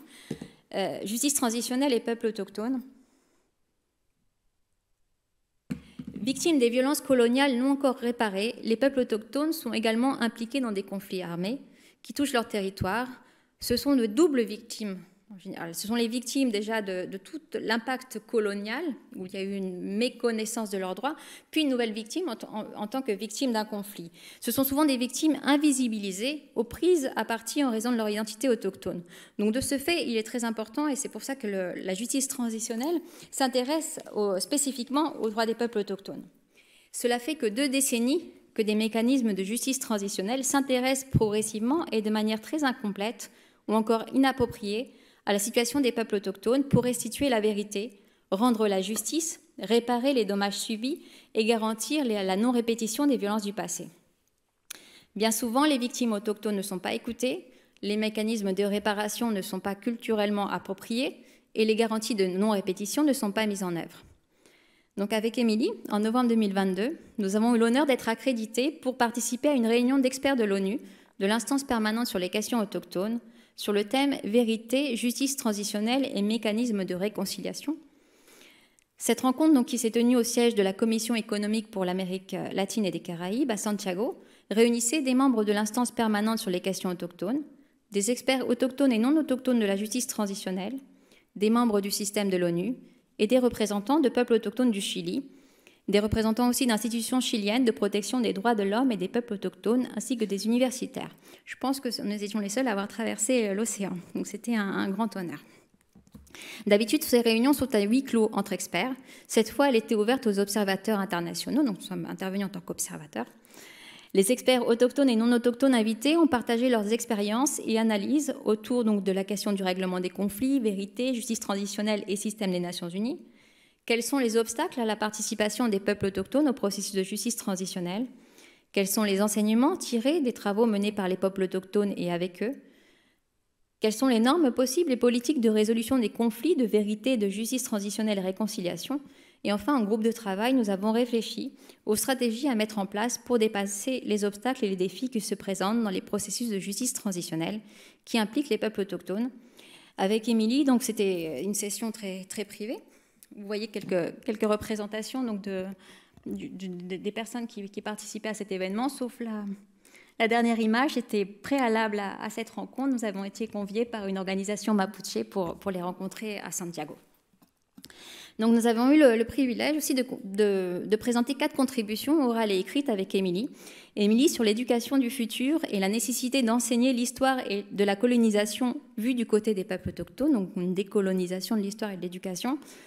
Elle est aussi intervenue sur la dimension transgénérationnelle des traumatismes et les conséquences systémiques que cela emporte, et de manière renforcée sur les peuples autochtones. Et pour ma part, je suis intervenue sur la nécessité d'assurer, par mon expérience de terrain, la participation des Baka au processus de justice transitionnelle en cours en République de Centrafrique. Et nous avons aussi commenté les conclusions d'études anthropologiques qui ont été menées sur les processus de justice transitionnelle au Guatemala et en Colombie et qui n'avaient pas fait partie des débats en fait, auxquels nous avions assisté. Et Laetitia, c'était vraiment un travail d'équipe. Laetitia Braconnier-Moreno, depuis la Colombie, nous a également adressé une communication écrite que nous avons transmise au secrétariat de l'instance. Certaines de nos contributions étaient prises en compte dans le rapport final, et ça aussi, ça nous a très flattés. Je ne vais pas revenir sur les conclusions de la rencontre, elles sont toutes reprises sur le site de la chaire, donc dans la ligne Peuple autochtone, et de manière plus complète dans le rapport officiel donc, de l'instance permanente qui a été présenté en avril dernier. Il est cependant ressorti de cette rencontre, d'une part, qu'il s'agit de mettre en place pour les peuples autochtones non pas une justice de transition, mais une justice transformatrice durable avec les peuples autochtones, en assurant leur participation à toutes les étapes du processus et en s'inspirant de leur propre système juridique et des mécanismes de paix, de justice et de réconciliation qu'ils ont. Les peuples autochtones ont souligné qu'il est nécessaire de faire tomber les obstacles structurels, racisme systémique, on en est encore là, exploitation économique de leur territoire, qui compromettent toute démarche de justice transitionnelle. Avec Émilie, je parle en son nom, mais on se connaît assez bien, nous avons été marqués par les témoignages des représentants autochtones du Chili présents, qui témoignent, donc Rapa Nui, vous voyez Valeria Pacaracci, donc, qui s'exprime ici. Donc ces témoignages donc, des représentants du Chili, en fait, qui témoignent des dommages transgénérationnels jamais guéris, et j'ai vécu au Chili, ni pris en compte, et dont ils souffrent au quotidien, de l'absence de réparation des dommages coloniaux et de la poursuite de ces violences. Nous avons également été très touchés par la présentation d'Aminata Diallo, brillante chercheuse et défenseuse des droits des peuples autochtones, Touareg et Fulani, donc Peul, du Mali, qui travaillent dans des conditions difficiles et dangereuses pour alerter sur la nécessité de mécanismes de justice transitionnelle auprès des enfants et ex-enfants soldats autochtones qui sont pris à partie dans le conflit au Mali et pour lesquels, et ça m'a beaucoup marqué, et à cette phrase, la culture des armes s'est implantée sur leur culture autochtone. Donc il s'agit aujourd'hui de revenir à leur culture autochtone. Et donc ça, c'est un devoir de la justice transitionnelle de les aider dans cette démarche pour la paix avec les peuples et avec la terre. À l'issue de cette mission très inspirante, nous avons souhaité avec Émilie poursuivre ces réflexions qui avaient été menées par Luis Miguel et Laetitia Braconnier Moreno, donc dans l'ouvrage que nous avions présenté. C'est dans ce contexte que nous avons organisé cette année donc à l'ONU avec Laetitia Braconnier Moreno un autre événement parallèle en ligne sur la question. J'ai zappé un truc. Oui, non, c'est pas. C'est dans ce contexte que nous avions organisé donc cette année donc un autre événement dont je vais vous parler tout à l'heure sur la justice transitionnelle et les peuples autochtones, à savoir si la justice transitionnelle leur permet d'affirmer leurs droits. Mais au préalable, donc, parce qu'on a fait un petit court-circuit avec cette session spéciale justice transitionnelle, mais il y a eu une première participation en fait, à l'instance permanente sur les questions autochtones avec Laurie Fartaria, qui était étudiante à la chaire. Et ça a été pour toutes les deux en fait, une session d'initiation à l'instance de l'ONU, à la diplomatie autochtone, et c'était l'occasion exceptionnelle en fait de nouer des premières relations qui aujourd'hui se sont confirmées et sont solides avec le président de l'instance permanente sur les questions autochtones, avec le rapporteur spécial sur les droits des peuples autochtones, Kenneth Dir, Marianne Wallet Aboubakrim, Amina Amarek et tant d'autres représentants autochtones avec lesquels la chaire a depuis mené de nombreuses activités. Donc Laurie Fartaria a partagé sur le site de la chaire un compte-rendu de cette première mission exploratrice. Mais forte donc de cette première mission, et comme Émilie n'a jamais de limite, tout est possible, donc on a poursuivi notre aventure auprès de l'instance de l'ONU en y participant et en planifiant d'organiser deux événements parallèles. Nous étions très inspirés et je crois que j'avais contacté à ce moment-là Michel Prieur, mais qui était aussi malheureusement très occupé, mais nous avons fortement pensé à vous, car il s'agissait, cette session en fait, traitait précisément de l'interconnexion entre la santé humaine, la santé des territoires et la santé de la planète.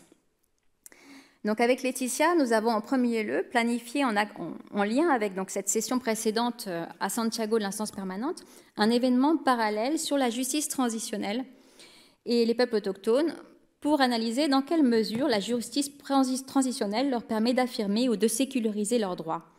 Avec Émilie, nous avons organisé un événement parallèle sur place dans l'enceinte de l'ONU sur les liens entre les systèmes juridiques autochtones et leur approche holistique de la santé. Concernant le premier événement, nous avons privilégié, donc avec Laetitia, de faire participer essentiellement des représentants des peuples autochtones du Burundi, du Mali, de Colombie, du Guatemala, et en faisant également intervenir la directrice de l'Institut francophone sur la justice et la démocratie, spécialiste de la justice transitionnelle et qui travaille aussi sur l'axe peuple autochtone, pour qu'ils témoignent de leur expérience de la justice transitionnelle, donc des premiers témoins. Nous avons préparé cette session avec les intervenants autochtones, mais nous leur avons aussi soumis le projet de restitution de l'événement qu'ils ont validé. Donc il y a eu vraiment un travail conjoint.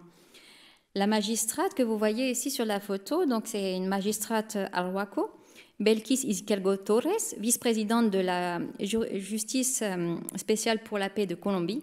Elle nous a par ailleurs remis pour publication par la chaire un article sur la justice spéciale pour la paix en Colombie, qui traite de la participation des peuples autochtones dans cette instance, de la prise en compte de leur juridicité, système juridique, et des raisons pour lesquelles ils considèrent que le territoire est une victime qu'il convient de réparer. Elle présente donc des cas soumis à cette juridiction, donc je vous invite aussi à consulter cet article. Et le second événement que nous avons tenu, c'était un grand défi à l'ONU. Adrien Koumans, ici présent, était avec nous et nous a beaucoup soutenus. C'était un événement donc très privilégié que nous avons tenu le 25 avril 2023 autour des systèmes juridiques autochtones et leur lien avec leur approche holistique de la santé, qui a été coordonnée donc par Émilie Gaillard et moi-même. Il visait à rendre compte en fait de l'apport des systèmes juridiques autochtones à la protection de la santé humaine, des territoires et de la planète. Comme je crois que j'ai un tout petit peu de temps, je vais juste vous expliquer pourquoi je suis tellement fascinée par cette interconnexion. Parce que moi, j'ai travaillé sur l'ADMAPU, dont je vous parlais. L'ADMAPU, donc la loi du cosmos mapuche. Et donc AD, c'est les manières d'être. Mapu, c'est la terre, donc la manière d'être de la terre. La loi du cosmos, c'est l'ADMAPU selon les Mapuches. Et quand la sanction d'une violation de la loi de la nature, la loi du cosmos, c'est la maladie. En fait, si une personne porte atteinte à un espace, un marécage, selon les Mapuches, cet espace est administré par une entité spirituelle qui s'appelle Nyem. Et si une personne donc, porte atteinte à cet espace, ne demande pas l'autorisation, commet une infraction à la loi de la nature, il va être sanctionné par ce Nyem, cette entité spirituelle, et la sanction va être la maladie. Donc il y a un lien direct entre l'altération du territoire, qui est aussi une maladie du territoire, et l'altération de la santé de la personne. Et la personne qui vient en fait réparer ce dommage, donc réparer la violation du droit, mais réparer aussi la maladie, ça va être l'intermédiaire, le médiateur spirituel, donc le chaman, qui va faire des offrandes auprès du Nyem, donc cette entité spirituelle qui protégeait cet espace sacré ou non sacré, mais il va faire des offrandes, il va faire des chants, des prières pour rétablir l'équilibre, restaurer l'harmonie de cet espace, et il va aussi restaurer l'harmonie de la personne. Donc on sent bien cette interconnexion entre la santé humaine et la santé des territoires et in fine la santé de la planète.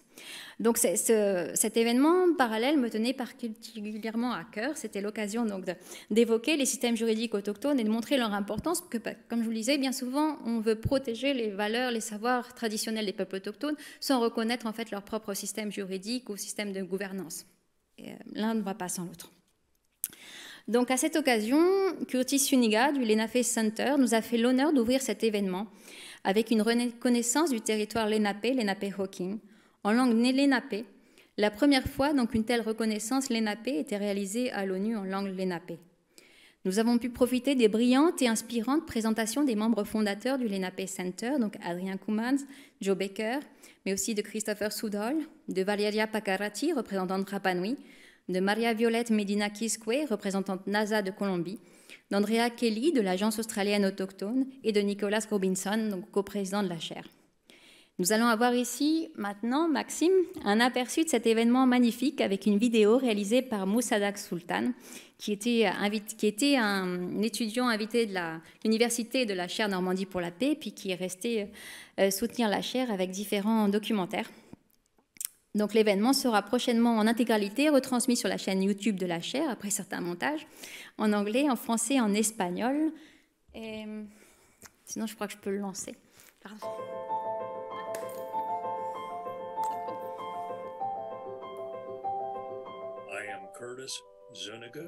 Je suis Émilie Gaillard, coordinatrice générale et responsable scientifique de la chaire d'excellence CNRS Normandie pour la paix. Larakia Warramungu woman. I'm Adrian Koumans. I am non-Indigenous. I am the grandchild and the great-grandchild of European immigrants, embarked on a journey to try to understand more, to cure the settler mind. I'm going to speak in my native language first. I apologize if there is no interpretation. He kulamasi mahash namaho, duluensi alushi oquis, sakima na lenape ok, nululunda muhanao, ilipaeko, manahata ok Lenape-Hoking. I especially want to acknowledge that we are in Lenape-Hoking and the historic moment that this represents, where I think for the first time in the United Nations we have heard the language of the Lenape spoken. Existe un reconocimiento y debe existir un reconocimiento de los sistemas y que deben interactuar. Eso nos permite un autorreconocimiento, pero un respeto también de las jurisdicciones especiales que tenemos entre pueblos indígenas, ya que en Colombia existe un poco más de 115 pueblos indígenas, más unos no contactados. The steps that we are taking in the United Nations today are just that. They are steps toward creating a more holistic and healthy system that reflects all of these missing elements along with the peoples of the world. La chaire Normandie pour la paix et ses partenaires, donc le Lenape Center ici présent, le Centre Cultura Mapuche Peloncharo, le Conseil international du droit de l'environnement AICEL, Semilla Voyonkwa et le projet Aramat, sommes très honorés de partager avec vous cet événement parallèle intitulé « Approche holistique de la santé et système juridique autochtone » dans le cadre de l'instance permanente sur les questions autochtones, dans cette salle de conférence qui a été le reflet cette année encore donc, de la lutte des peuples autochtones pour le respect de leur droit à l'autodétermination à la vie, à celle de leur territoire et à de l'humanité. La declaración, los derechos que aparecen aquí, no son para nosotros, somos nosotros para que el otro sepa quiénes somos y a dónde tiene que llegar. Hoy día debemos hacer un llamado fuerte, claro, esta tierra puede vivir sin nosotros. El permiso que tenemos nosotros para vivir aquí es con responsabilidad. ¿Qué vamos a aportar a ella? Cada uno de los articulados que hay aquí están hechos desde el conocimiento de los pueblos ancestrales. The Lenape Center, formed in 2009, was created to continue Lenape Haki, the Lenape homeland, through community, culture, and the arts. We are committed to seed the ground with Lenape consciousness for future generations. It is important to note that the United Nations Permanent Forum on Indigenous Issues has only recently recognized this ancestral homeland of the Lenape. We have a responsibility, and I hope this body considers that when engaging in dialogue about the rights of indigenous people. Résolument, ce side event va donner la parole à des peuples autochtones qui vont nous permettre de renouveler la vision occidentale, souvent binaire, souvent simplifiante, souvent coupant en silos différentes approches, que ce soit par rapport à notre observation du monde, par rapport à nos savoirs, la façon d'organiser notre pensée, mais également nos systèmes juridiques. Je vous souhaite à toutes et à tous un excellent side event.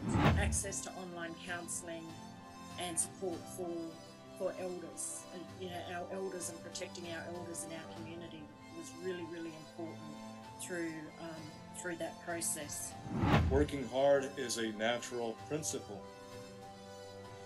No human society needs to take credit for that. It's not a man-made idea. Everything, all life, works hard. Pero lo clave aquí no solo debe ser el pluralismo jurídico, el diálogo intercultural, la articulación de las jurisdicciones, la coordinación y articulación de los sistemas. La consulta previa libre e informado debe ser un referente que nos permita a nosotros avanzar, pero también desarrollar nuestros propios sistemas. Hoy esa articulación, coordinación, debe de transitar del papel a la acción para que haya una relevancia en el sistema de justicia propia que tenemos los pueblos y las comunidades indígenas. It's time to reverse the table and begin to heal nature, bring back the health of the environment, bring back what we had a meeting yesterday here in the UN, harmony with nature, in which the autonomy and the rights of Mother Earth are not just acknowledged, but our responsibilities, as Curtis has articulated, really need to be in the forefront of understanding our relationship to all that we live with and are part of in the biosphere and the earth. Donc, merci à tous ceux qui ont contribué et à Sultan Moussadak donc, pour nous laisser ce souvenir. Et voilà, ce qui a été souligné, c'est que les peuples autochtones, en fait, sont prêts, depuis tout le temps, ils continuent d'agir, donc ils sont prêts à agir, mais on ne leur laisse toujours pas la place, en fait. Même aux Nations Unies, on ne leur laisse pas la place. Ça va être le mot de la fin avec l'événement auquel j'ai assisté d'anniversaire de la venue du chef d'Escahé à la Société des Nations. Donc, je vous ai dit, ce chef Cayuga, donc la Confédération iroquoise des 6 nations, était venu avait tenté désespérément de se faire entendre auprès du Canada, qui ne respectait pas sa souveraineté et ses terres, au point qu'il a décidé avec son avocat, les autochtones au Canada n'avaient pas le droit d'avoir leur propre avocat, que leurs droits soient représentés au Canada. Il avait donc un avocat qui l'avait soutenu pour présenter sa demande donc d'intégration de la Société des Nations, et puis aussi que son cas soit entendu et donc soit défendu au nom du droit international. Donc la Société des Nations ne lui a jamais ouvert les portes. Ce n'était pas le cas, par contre, de la mairie de Genève, en fait, qui est le maire de Genève de l'époque, donc de 1923, l'a laissé prononcer son discours. Et depuis, donc, il y a eu une alliance, il y a eu un échange de façon de ceinture d'amitié avec ce qu'ils appellent les Wampum Belt, avec la ville de Genève, qui a été renouvelée aujourd'hui 100 ans après. Mais 100 ans après, on en est où ? s'il y a eu beaucoup d'avancées dans la reconnaissance des droits des peuples autochtones, comme le disent les Haudenosaunee, ils sont obligés de s'enregistrer en tant que ONG pour s'exprimer au sein des Nations Unies. Eux, ce qu'ils souhaitent, c'est au moins, s'ils ne sont pas reconnus en tant qu'État, mais d'être reconnus en tant qu'observateurs, pour participer à l'ensemble des discussions pour leur bien-être, mais aussi pour le bien-être de la planète. Donc, il y a eu une série d'événements qui a été organisée donc à Genève, par la mairie de Genève, par la Confédération Haudenosaunee et aussi par le centre d'OSIP, un centre qui soutient les peuples autochtones, qui fait des traductions, qui a un relais, donc en fait, qui est aussi une archive des interventions des peuples autochtones aux sessions de l'ONU. Donc, ils ont organisé plusieurs événements. En février 2023, la plantation d'un arbre de la paix, la restitution d'objets sacrés Haudenosaunee par le musée ethnographique de la ville de Genève. En juillet donc, 2023, une réception exceptionnelle au palais Hénard avec des interventions marquantes du maire de la ville de Genève actuelle, de l'actuel d'Escahé, parce que d'Escahé, en fait, c'est un titre qui signifie chef, donc du chef d'Escahé Steve Jacob, de la mère de clan Louise Hearn. Il y a eu un renouvellement de l'amitié, des échanges de cadeaux, suivi d'une cérémonie et des échanges à l'arbre de la paix. Le lendemain, un événement parallèle est revenu sur le parcours de Descarré et les atteintes portées à la souveraineté Haudenosaunee. Le soir, à l'issue de la session du mécanisme des experts, donc une autre session de l'ONU sur les peuples autochtones, une grande marche des peuples autochtones a été organisée jusqu'au quai Wilson, où ensuite a été inaugurée une exposition photographie et documents d'archives intitulée Descarré 1923-2023, défendre la souveraineté des Haudenosaunee. La lutte de Descarré, donc je vais vous montrer quelques images, symbolise celle en fait de toutes les nations autochtones dont la souveraineté et les droits ont été bafoués. Aujourd'hui encore, on est dans cette situation-là. Ils symbolisent leur lutte pour retrouver leur droit à l'autodétermination et cette souveraineté s'ils le souhaitent. Il s'agissait ainsi d'un événement extrêmement important pour la paix avec les peuples et la terre. Un compte-rendu de tous ces événements a été réalisé, sera prochainement publié sur le site de la chaire. Il attend d'être révisé pour certains documents par les Haudenosaunee. Nous avons réalisé de nombreux entretiens auprès de Kenneth Deere, de l'actuel d'Escarré, qui sont déjà en ligne, et de 2 femmes Haudenosaunee, donc qui nous ont donné leur accord donc cette nuit, donc ils vont pouvoir être diffusés. Ils sont vraiment très riches en savoir, en le concept de la paix, aussi comment réparer les traumatismes transgénérationnels dont ils souffrent. Donc maintenant, je vais vous laisser quelques images. C'est à ton tour, Maxime. Alors c'est une vidéo que j'ai faite, mais que je n'ai pas encore eu l'accord des Haudenosaunee. Donc j'ai enlevé le son, il y a juste cette mini intro et après ce ne sont que des images que j'ai réduites. Donc vous allez voir tous les événements que j'ai cités. Au palais Hénard à Genève, le chef d'Escarré Steve Jacob. La remise de la ceinture de l'amitié. La mère de clan Louise Hearn. Et chanter, il y a eu des chants. Un ancien à Haudenosaunee, la remise de cadeaux.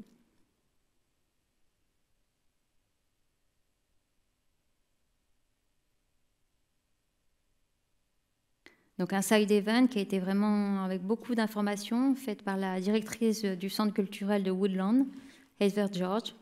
Et en fait, dans la vidéo que j'ai reconstituée, elle est la voix off de l'ensemble de la vidéo parce que tous ces discours et toutes ces présentations ont été juste exceptionnelles. Donc la délégation des Haudenosaunee devant les Nations Unies et au départ de la marche des peuples autochtones. Donc tous les représentants autochtones qui étaient présents à la session du mécanisme des experts ont marché pour leurs droits et pour ceux des Haudenosaunee.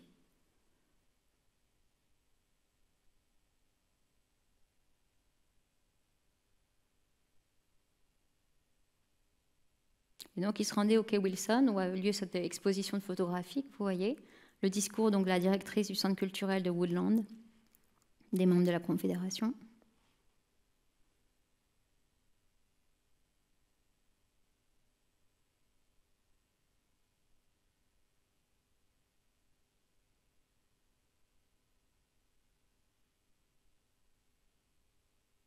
Le maire de Genève, donc, qui réclamait la réparation des injustices des peuples dont les droits ont été bafoués, une jeune Haudenosaunee.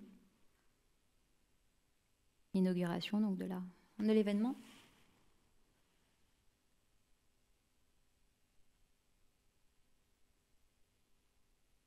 Le drapeau des Haudenosaunee sur le pont de Genève. La cérémonie des échanges en fait, qui avaient lieu autour de l'art de la paix. Il y a un poème écrit par Amina Amarek, dont je vous ai déjà parlé. C'est une photo donc, qui date d'il y a 100 ans. Moi, je vais passer vite, je voulais faire en mode réduit ce diaporama. Mais en fait, la photographie où on voit Descarré avec des représentants de la mairie de Genève et même des membres de la Société des Nations, mais pas dans l'enceinte de la Société des Nations. Cette photographie de 1923 en noir et blanc a été renouvelée. Donc cette amitié et cette revendication de la souveraineté haudénosaunee a été renouvelée à cette occasion en 2023 avec une nouvelle photographie, avec tous les acteurs qui soutiennent leur lutte et notamment le maire de Genève. Je vous remercie. Je sais que c'était un style un petit peu écrit, peut-être un peu dense, mais nous souhaitions avec Émilie donc vous présenter ce qui a été fait avec les peuples autochtones au sein de la chaire et qui nous a beaucoup émus. Nous aimerions poursuivre, maintenant avoir des projets ensemble.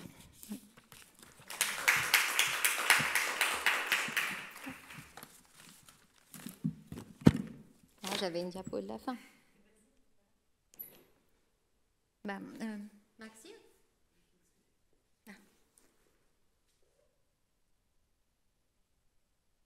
Merci beaucoup, en fait.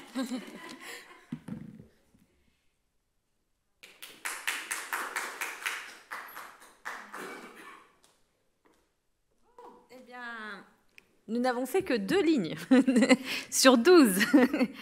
Et comme l'a dit Leslie, c'est un objectif, cette paix avec la Terre, qui dépasse nos individualités, qui dépasse l'ici et le maintenant, et qui va au-delà du territoire. Le génie de la région Normandie, c'est d'avoir bien identifié le fait que la région Normandie, par son histoire, est la 2e région la plus connue au monde. Et c'est la raison pour laquelle ils ont créé le Forum mondial Normandie pour la paix. Et je peux le dire et le confirmer que sur le terrain, dès qu'on parle de la chaire d'excellence Normandie pour la paix, le lien est fait avec le Forum mondial Normandie pour la paix. Et que donc il y a une énergie positive de co-création et de diffusion de ce message de paix. Et c'est une immense fierté que d'avoir piloté scientifiquement aux côtés du professeur Robinson, Tommy Oposa et de tous les leaders de ligne, tel le petit souffle derrière mes collègues pour qu'ils volent haut. Comme dit Tony Oposa, il n'y a pas de limite à ce que l'on peut atteindre dès lors qu'on ne cherche pas à avoir le crédit. Vous avez vu avec les présentations de Michel Prieur, de Christophe Bastin, de tous les collègues de ce matin, avec les magnifiques présentations d'Agathe, Adrien et Leslie, à quel point on est allé loin déjà sur 2 lignes. Ce n'est pas une compétition, mais pour donner à voir que tout se renforce. Et la ligne indicateur juridique peut être une ligne aussi à transposer dans la ligne des peuples autochtones. Donc c'est vraiment un bouillonnement d'idées, de recherches qui s'annonce. Michel, tu veux réagir? Viens prendre la parole.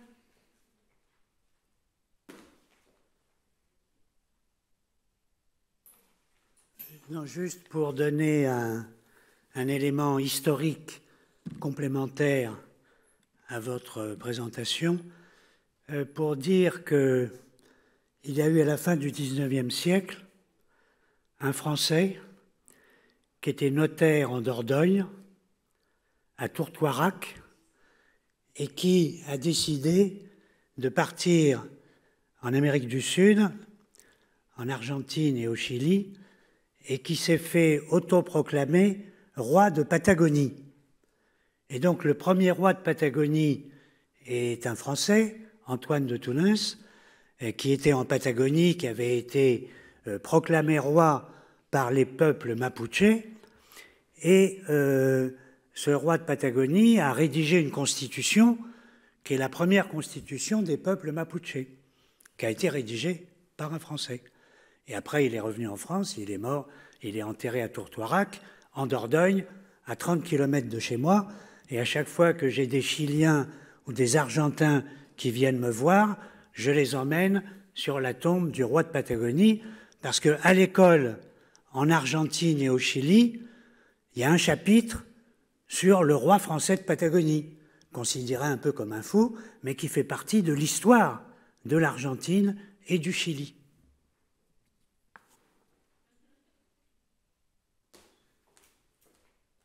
On n'est pas à l'abri de surprises. Ce que je voudrais dire, c'est plusieurs choses. Déjà, un immense merci à vous pour ce bel événement, pour ce beau bilan de ce matin. Pour la ligne Peuple autochtone, c'est une ligne particulièrement émouvante parce qu'il y a une dimension effectivement sacrée. Donc de mon côté, je clôturerai en rendant hommage aussi à mes ancêtres d'Amérique latine et qui sont aussi dans cette lignée-là. Je voudrais clôturer cette matinée et dire qu'en fait, là, en à peine, je dirais 1 an et demi, Leslie a fait un travail immense. Vous avez vu l'événement aux Nations Unies, c'est la salle la plus grande que l'on peut avoir. Et ça, c'est le fruit de la co-construction d'un partenariat de dialogue sur plusieurs mois. Et qu'en 1 an et demi, ce qu'a fait Leslie est absolument inimaginable.